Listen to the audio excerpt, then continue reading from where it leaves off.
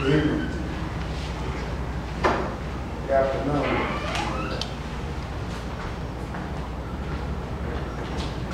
Like to come up or sit down, you can come up or sit down, it's up to you, whatever you feel. Why not? This is pastor. Pastor, right? Yeah, Pastor Mark. Hey. Close, California. Yeah, I know who you are there. God bless you. This is one of my ministers, Mr. Bunny. Okay. This is pastor, we report this. God bless you. Let's go ahead and get this started. Okay. All right, you ready? Okay. I'd like to say good afternoon to everyone that is here today. My name is Reverend Harris. I am the International President of the National Network in Action, which is a civil rights organization that I have founded here in Fresno, California. I'm also the assistant pastor of New Light Church of God, and my senior pastors to my left, Pastor Paul McCoy, who has been in the ministry for over 32 years in this community. And to my left, I have Dr. Crozier's mother here with me. To my side, who is standing in the gap for Dr. Crozier. There have been many events that has taken place with the Gaston Middle School that's going to be opening real soon. Those who know the Honorable Reverend Dr. Crozier, who has been a mouthpiece for our community, but I believe that I need to set the record straight to say that Dr. Crozier has a community that's standing with her to the side, to the left, to the right, and also behind her.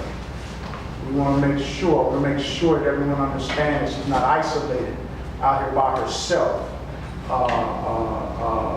As some say, starting trouble.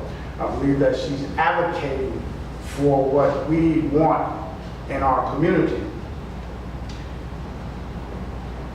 I will be addressing a few points. One of the few points I'll be addressing is regarding the vicious attacks that has been taking on Dr. Crozier since she's been advocating for our community. She has been advocating for African American and Latino teachers to teach African American studies and Latino studies, respectively. The Honorable Reverend Dr. Crozier has been called many things that is very disturbing to me. We're talking about a woman who grew up in this community. Her mother and her father raised her, and she's a pioneer, very well respected in this community. We're talking about Dr. Crozier, who went to college and could have went to any other state and worked, but she decided to come back home to teach and to advocate for her children. And it's very disturbing for me to hear someone to call her a racist when she has not indicated any type of racial indication on any of this situation with the Gaston Middle School.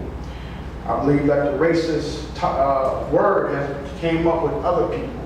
And I believe that the media has taken it, has ran with it, and has turned this into something that it's not. The other comments that were made to Dr. Crozier, which is very disturbing for me to even say in front of children right now.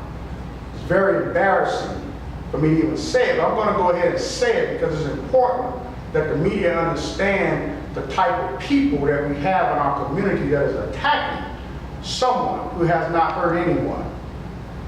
The statements include, "You are a racist and you're disgusting." Other comments include statements as calling her a racist cunt. For those of our young people who don't know what a cunt is a woman's vagina. And that's what they call Dr. Crozier. An ugly, racist, big-mouth pig. who has shared ridiculous, racist shit in this community. I am an international civil rights leader. Over 20 plus years, I know what hate language sounds like. I know what hate language look like, and I know what it entails in an environment that it brings. No one has the right to call anyone those type of names. No one. No one. But it has happened. And I believe that it's our due diligence as me, as second in charge at this church, to stand up and say something. Regardless of who want to hear it, who don't want to hear it.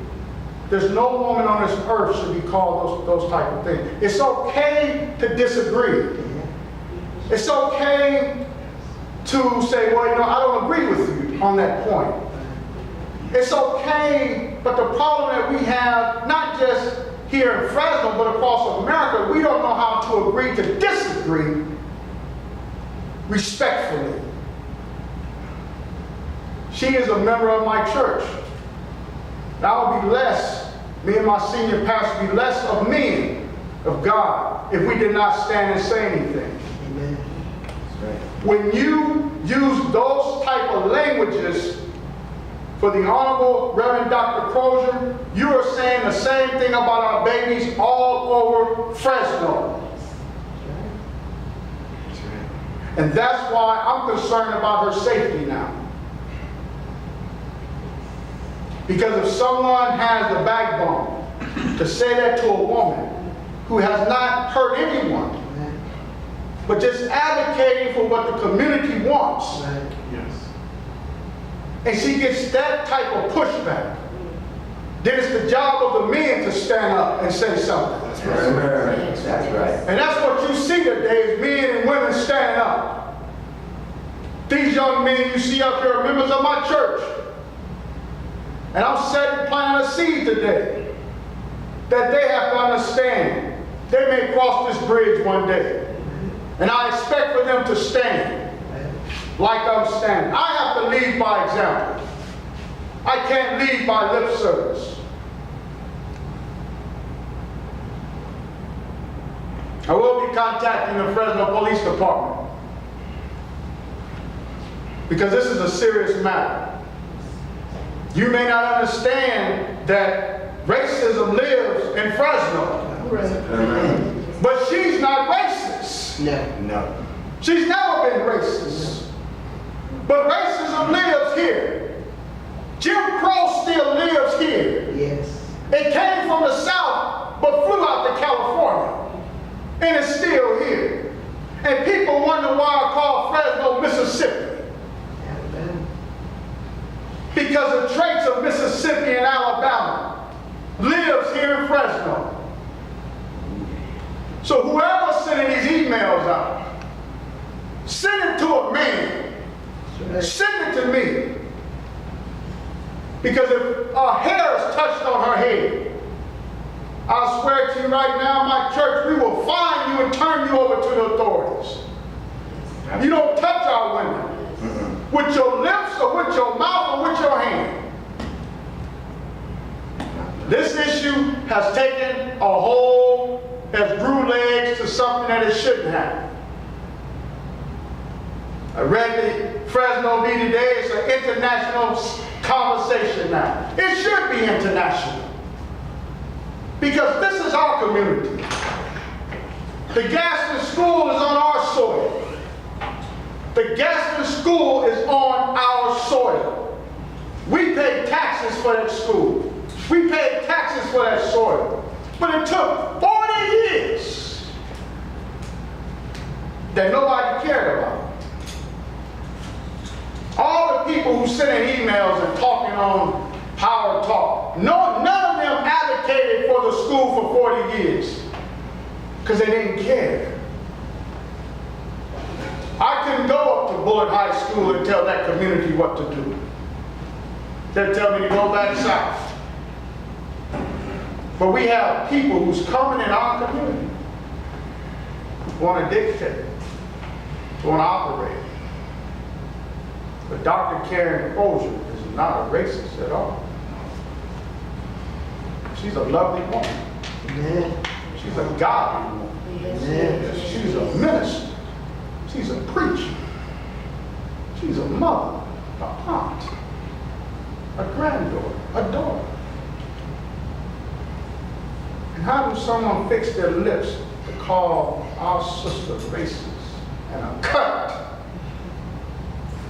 It's unacceptable. It's not going to be appreciated. And I will stand up not just for Dr. Crozier, but I will stand up for any woman that someone talk to you like that. Because you deserve respect. Yes. And I don't care if someone disagrees with you. Yes. God created you, Yes. not man. Yes. God did. Yes. He made you to be beautiful, compassionate, and you must deserve that respect. And I'm going to say it again. Dr. Karen Crozier is not racist, No, she not. and nor is she a cunt. No, she's not. Mother, would you like to have anything to say? The only thing that I have to say is that her main concern was to have an educator for the Latino and African Americans there at the Gaston School. Never once did she talk about the qualifications of the person who was put into that position. She stayed focused, and the community feels the same. We need to have more role models. And if you look at the district in the form that it is now, we do not have a large number of African Americans nor Latinos teaching in Fresno Unified. Pastor, you have please. Just simply, when a human being, in this case a woman, is demeaned and degraded as she has, but just speaking, it's a message to us all that when women are blasphemed in this manner, all women are blasphemed, and the children that they bear are blasphemed. And it's unfortunate that our children have got lost in this scenario, that we need to start thinking about the children and what is best for them. Exactly.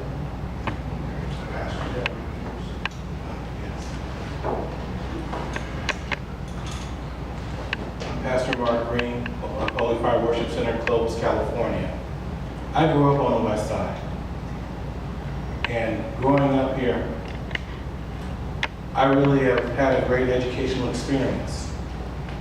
But if I tell the truth as it should be told, most of you will be offended. In third grade, I qualified for the MGM, Mentally Gifted Minds program, in which I was shipped from the west side to Woodward Elementary School. And then 4th through 6th grade, I was taught by Professor Larry Peterson over at Woodward Elementary School in the Gifted and Talented Education program, the GATE program. And then I wound up over at Computech in my 7th grade year. I'll say this. Most of my educational experience has been primarily of teachers of Caucasian descent. I'm not saying they were not qualified. I'm saying is that's been my encounter in my life. I never grew up with any knowledge of self from preschool all the way through high school. I never learned about Black Wall Street. I never learned about the Black Renaissance era. I never learned that I'm the descendant of pharaohs and kings and queens. I never learned that we were the ones in Africa that first started mathematics and alchemy. All those wonderful things that we take for granted. When a person does not have any knowledge of self, when they have no understanding of what their background is, and not being taught by those who have an identical experience, they're going to lose something in translation. The instructor in question that they want to place in there, I actually went to high school with him. I was part of that same high school. I think he's a wonderful man. I speak nothing negative about his qualifications. In fact, he has a great history. I actually took the time out to research him. What I'm saying though is this. We have now the opportunity in our neighborhood, in our community here in West Fresno, That's right. for our first middle school. That's right. Because Comptech obviously failed. It's good speaking, good speaking. But I may say this just for a moment. Yes, please. In my 7th grade year at Computech, there were only 2 African American teachers, 1 Japanese teacher, no Hispanic teachers, and the staff and the rest of the instructors were of Caucasian descent. Here we are with the opportunity with a middle school in our backyard. And you mean to tell me that you want to place a Caucasian individual the head over the African American Studies and Latino Studies programs? Speak. I have an issue with that. I have a problem with that. I'm not racist. I'm not bigoted. We've been taught history, English, math. Like I told you, my experience from preschool all the way through 12th, all the way through high school was that. My education was from primarily of Caucasian people, which I'm thankful for because I have received a good quality education. But how much more could I have learned had I had instructors with a person with my similar experiences and who could have taught me things on a deeper level? He can only teach so much about the African American experience. He's not walked 1 year in my shoes as an African American man. All right, now, all right. God bless him. But what you do at a school versus what you go through in day-to-day life as an African American are 2 different people. Right. It's 2 different things altogether. Right. The Latino experience is different than the Caucasian experience. That's right. And for all those who would say, you know what, that's not right. This is a nation of equality. Yeah, it's always about equality when it's someone else's behalf. Right.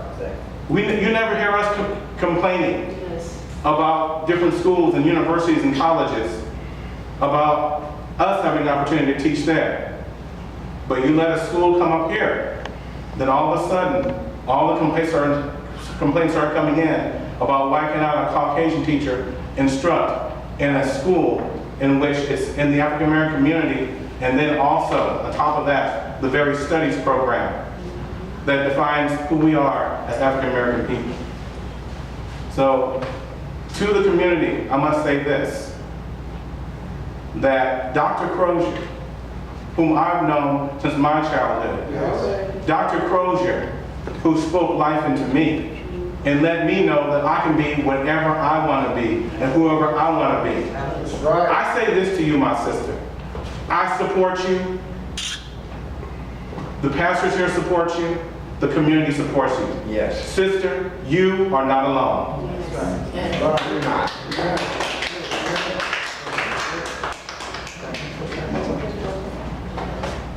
My name is Juan Aguitia. I'm the state national president of the Mexican American Political Association. I want to make 2 points and just make it clear that, number one, what has happened and what has taken a turn in this hiring process and how ugly it's gotten with the emails and the death threats, that's a concern to us. And we support Dr. Crozier and our black brothers and sisters in this effort to fight this type of racism. We thought this type of stuff was going to be long gone years ago.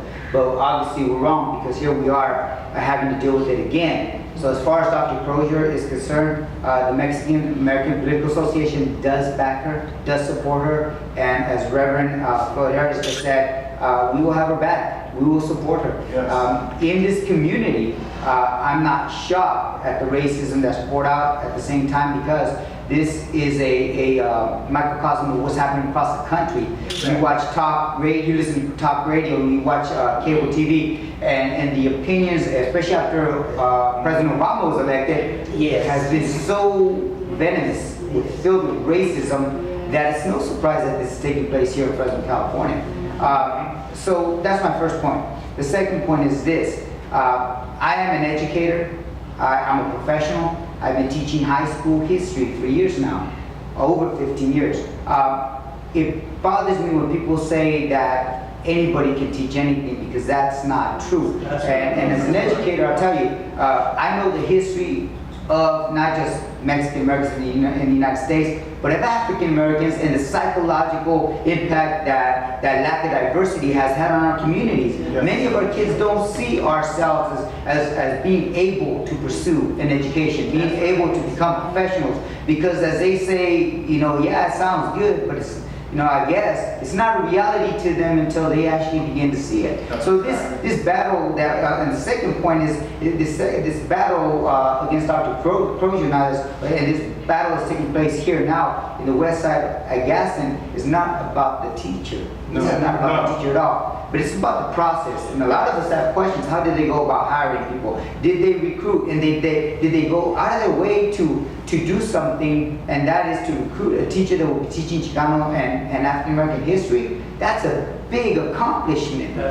You would think somebody might try a little harder, I would think, to go hire teachers and recruit teachers to teach these classes, because not every school is offering them. So, both as National President of MAPA, the Mexican American Political Association, and as an educator, I want to say that we will defend the community here on this side of town. We'll stand behind our black brothers and sisters, and we will be there to combat these kind of racist statements that we're seeing today take place. And it's a shame that Dr. Crozier cannot be here today, because as Dr. Reverend Floyd D said, he doesn't feel safe that she's safe. And that's a concern to us as well. Thanks. I have some questions, please. First of all, Dr. Harris, I guess the question I have is, you'd said that he had said that there were threats. Can you elaborate a little bit on what kind of threats you're talking about against Dr. Crozier? What? Well, a threat to a woman and a threat to me is two different things. I'm a male, I'm a man. Intimidation to me and to a woman is two different things. And so when I see emails of intimidation, things graduate to other things. What did those, you said some very horrible things to call anybody. You'd said that, but did they say anything about physically going to hurt her? Because he had said death threats. Well, again, when you say something of the things of nature that I've read to you, and I didn't put them all on here, they're just too many emails, but I put what I thought should have been on here, and the rest will be given to the police department. From a woman's standpoint, just this alone what I read to you would graduate into hate.